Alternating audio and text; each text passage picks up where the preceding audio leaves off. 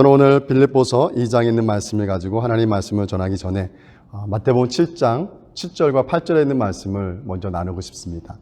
구하라 그러면 너에게 주실 것이요, 찾으라 그러면 찾을 것이요, 두드리라 그러면 너에게 열릴 것이니 찾는 자가 찾을 것이, 구하는 이가 얻을 것이요, 찾는 자가 찾을 것이요, 두드리는 이에게 열릴 것이라고 말씀하셨습니다.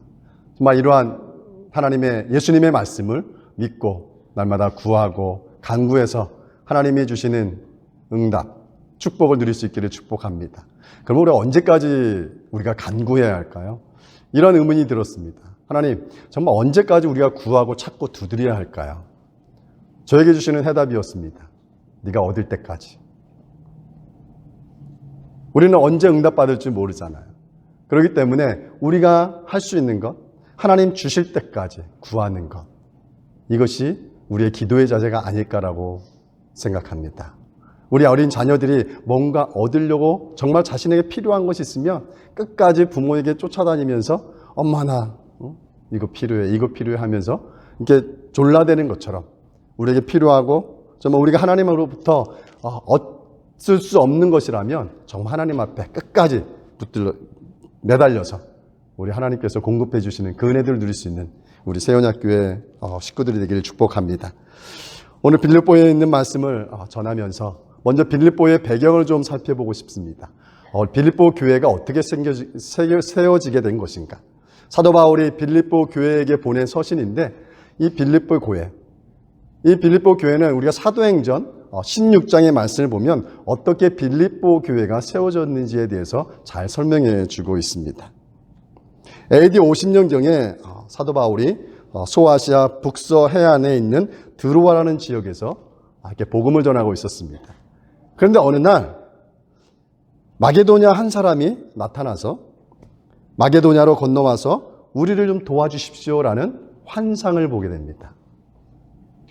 그러한 환상을 듣고 이 사도 바울이 자신의 동역자 실라, 디모데, 누가에게 이 이야기를 하자 함께 이것은 하나님이 원하시고 하나님이 뜻하시는 것이라고 믿고 그들이 마게도냐로 가게 됩니다.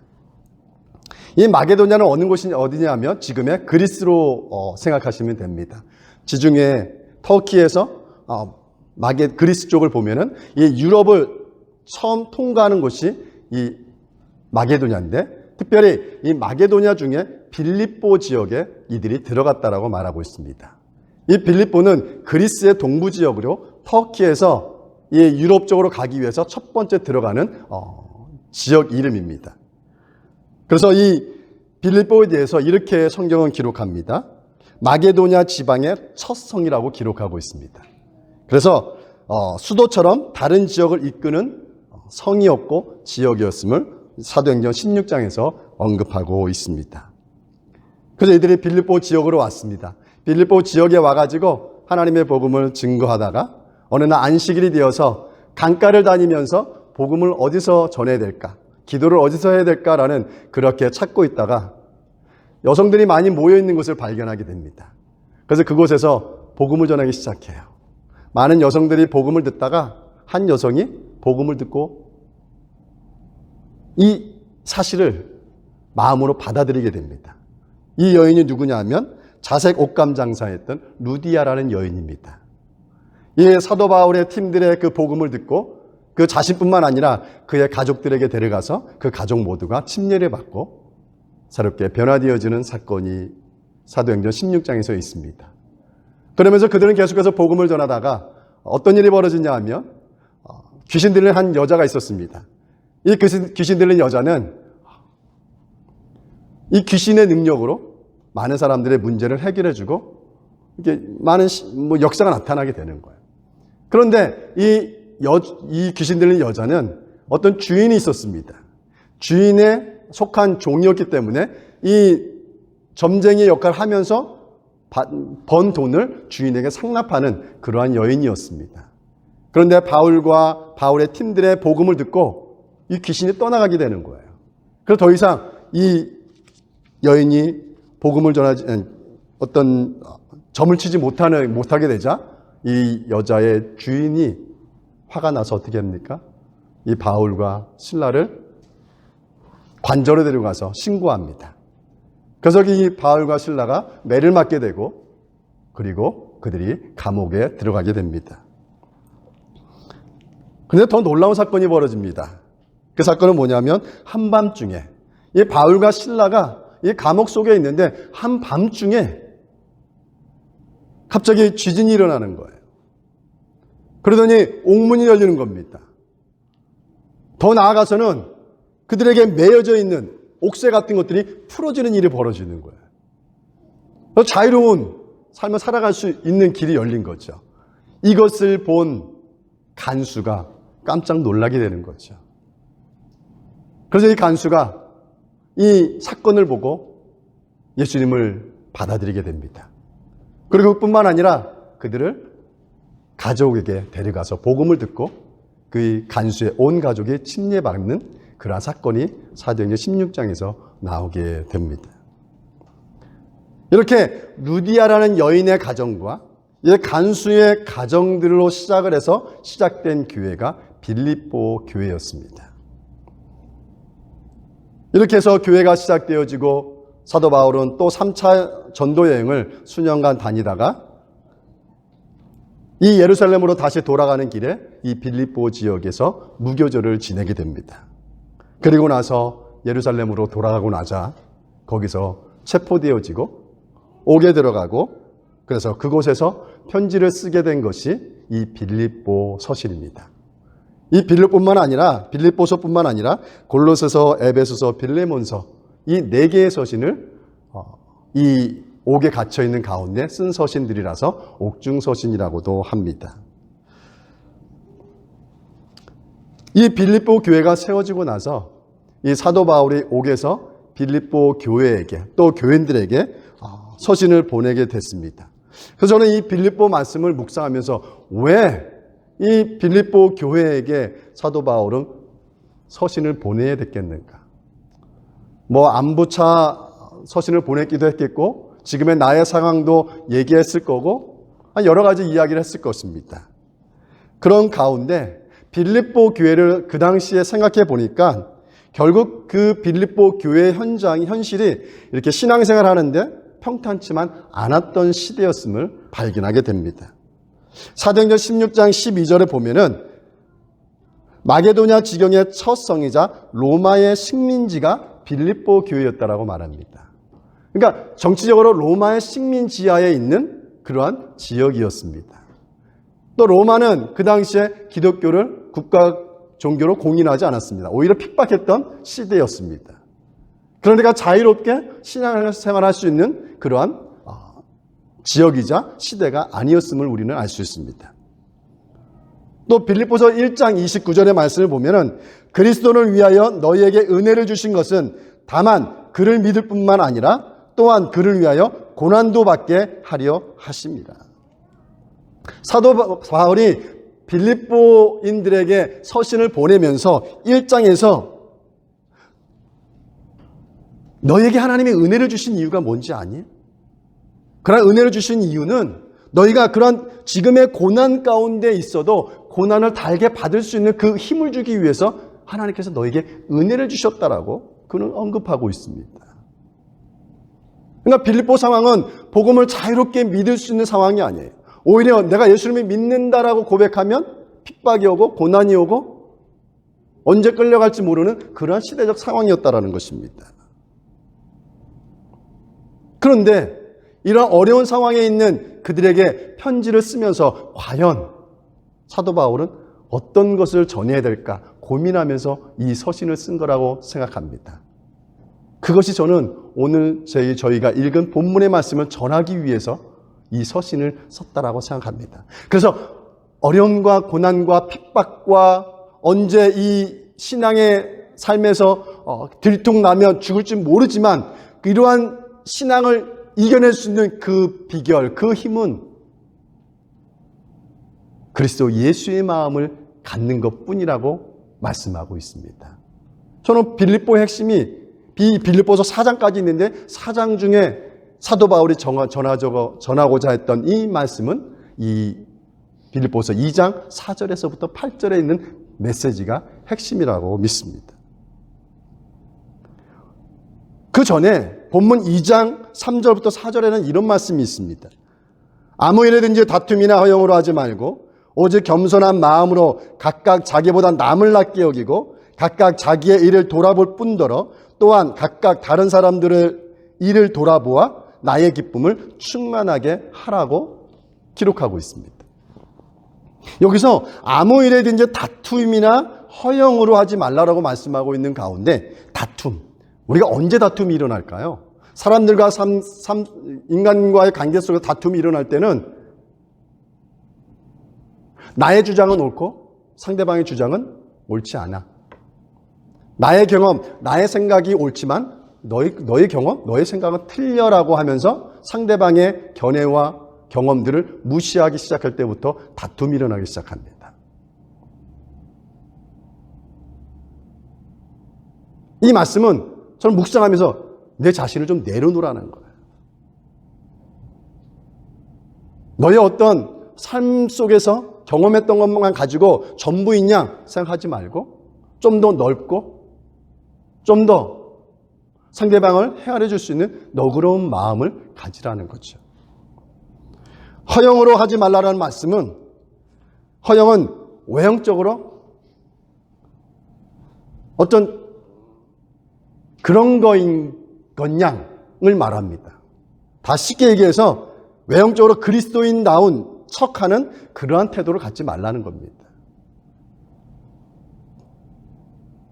그래서 이런 아무 일에든지 다툼이나 허용으로 하지 말라라는 말은 이기적인 신앙의 태도, 거짓된 신앙의 모습을 벗어버리고 겸손하고 참되고 진실된, 그래서 어떤 이 빌립보 지역에 너희가 예수를 믿는 가운데 핍박을 당하고 고난을 당해서 아니야 예수님 안 믿어 라는 그러한 외형적으로 아닌 것냥 하면서 거짓된 변질된 신앙의 삶을 살지 말고 겸손하고 진실된 삶을 살기를 사도 바울은 빌립보 교인들에게 부탁하고 있습니다. 그렇다면 정말 다툼이나 허영, 이기적이고 또 변질된 그리스도인의 삶을 살지 않기 위해서는 어떤 자세를 가져야 되는가? 사도 바울은 그걸 얘기하고 싶은 겁니다. 그리스도 예수의 마음을 갖는 것이라는 겁니다. 그리스도 예수의 마음은 어떤 마음입니까? 본문 5절부터 8절에 있는 말씀입니다. 제가 다시 한번 읽어봐 드리겠습니다. 띄워주세요. 성경 본문. 그는 근본 하나님의 본체시나 하나님과 동등됨을 취할 것으로 여기지 아니하시고 오히려 자기를 비워 종의 형체를 가지사 사람들과 같이 되셨고 사람의 모양으로 나타나사 자기를 낮추시고 죽기까지 복종하셨으니 곧 십자가에 죽으심이라. 예수님이 어떤 분이셨다는 거예요? 하나님과 동일했던 분이었다라고 말합니다. 하나님과 한 분이었다라고 성경은 말씀합니다. 그래서 하나님과 동등한 것들을 누리고 취할 수 있는 분임에도 불구하고 그것을 포기하셨다라고 말합니다. 그리고 사람이 되셨다라고 말씀하고 있습니다. 이유가 뭘까요? 왜 저 좋은 하나님과 동등되고 우리 인간 모두가 하와를 생각하면 자신이 하나님이 되고 싶어가지고 선악과를 따먹는 그러한 욕심이 우리 가운데 있는데 왜 예수님은 그 좋은 자리를 포기하고 왜 인간의 옷을 입으셔야 했을까요? 한 단어로 얘기하면 예수님은 오직 하나님 중심의 삶을 살았다는 거예요. 하나님의 뜻을 이루기 위해서만 그가 존재한다라고 여겼다라고 믿습니다. 그렇기 때문에 하나님의 뜻은 이 피조물, 하나님의 창조한 피조물이 죄 가운데 지옥으로 갈 수밖에 없는 불쌍한 영혼들을 누군가가 대신 희생양이 되어줘서 그들을 구원받을 수 있는 길을 열어주고 싶은데 그 마음이 하나님 안에 있는 것을 예수님은 아시고 예수님께서 하나님과 동등된 자리에 그 높은 자리에 너무나 좋은 자리에 있어도 될 뿐이 하나님 제가 갈게요. 하나님 제가 내려놓을게요. 하나님 제가 인간의 모습으로 가서 제가 어린 양이 되겠습니다. 주님 제가 십자가를 지겠습니다.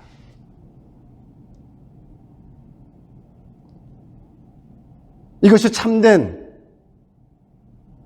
그리스도인의 삶의 모델로 보여주신 거예요. 우리는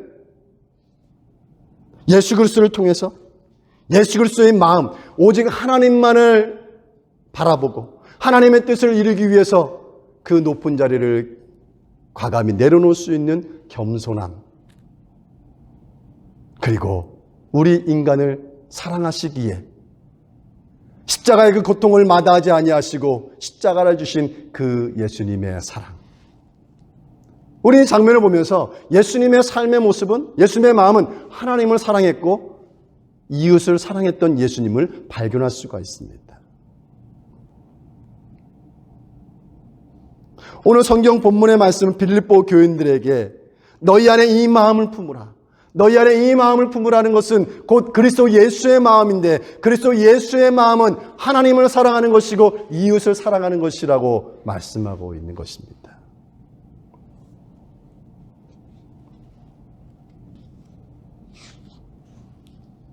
그래서 예수님은 이러한 삶을 사셨기에 이렇게 말씀하실 수 있었던 것 같습니다. 마태복음 22장 37절 39절 너는 마음을 다하고 목숨을 다하고 뜻을 다하여 주 너희 하나님을 사랑하라 하셨으니 이것이 크고 첫째 되는 계명이요 둘째도 그와 같으니 내 이웃을 내 자신과 같이 사랑하라. 하나님을 사랑하고 이웃을 사랑하는 것만큼 가장 큰 계명이 없다라는 것입니다. 올해 우리 세원학교회의 표어가 주 너희 하나님을 사랑하라는 주제입니다. 하나님을 사랑하면 어떤 모습의 삶을 살아낼 수 있을까요? 하나님을 사랑하면 말씀을 사랑하게 되어 있고, 하나님을 사랑하면 기도하는 자세의 모습으로 나아갈 수 있고, 하나님을 사랑하면 전도하는 자리에 나아갈 수가 있고, 하나님을 사랑하면 무엇을 드려도 아깝지 않는 그 은혜가 넘쳐나는 줄 믿습니다. 사도 바울이 오늘 빌립보의 말씀을 통해서 왜 너희 안에 이 마음을 품으라, 그리스도 예수의 마음이라는 이 말씀을 전해야 했을까요? 그것은 사도 바울이 예수님의 마음을 품지 않고서는 그가 복음을 전할 수 없었다라고 고백하고 있기 때문이에요. 하나님은 이 땅의 땅끝까지 복음이 전해지길 원했고, 그래서 그 복음을 전할 누군가가 필요했기 때문에 사도 바울은 본인이 선포하고 본인이 나가서 전도하며 핍박과 곤장을 맞아도 그들을 미워하지 아니하고 그들을 사랑으로 보듬을 수 있었던 이유는 하나님의 그 사랑으로 저 이웃들을 사랑할 수 있는 그 힘을 얻었기 때문인 것입니다. 빌립보서의 말씀을 보면 그 근거가 많이 나옵니다. 빌립보서 1장 8절에 보면 내가 예수 그리스도의 심장으로 너희 무리를 얼마나 사모하는지를 하나님이 내 증인이시리라. 하나님 그리스도의 심장, 그리스도의 마음을 가졌기 때문에 그 모든 무리들을 내가 얼마나 사모하는지, affection, 애정, 사랑을 할 수밖에 없었다라고 고백합니다. 1장 21절에서는 내게 하는 것이 그리스도니 죽는 것도 유익함이라. 내가 복음을 전하는 가운데 죽는 것도 유익할 수 있었던 것은 하나님을 사랑하고 이웃을 사랑했기 때문입니다. 3장에 가면은 7절 9절에서 그러나 무엇이든지 내게 유익하던 것을 내가 그리스도를 위하여 다 해로 여길 뿐더러 또한 모든 것을 해로 여김은 내 주 그리스도를 아는 지식이 가장 고상하기 때문이라.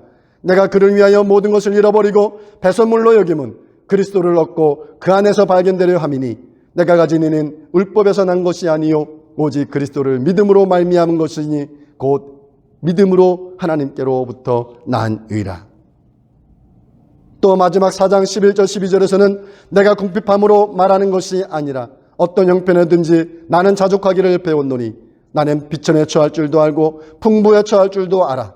모든 일 곧 배부름과 배고픔과 풍부와 궁핍에도 처할 줄 아는 일체의 비결을 배웠노라.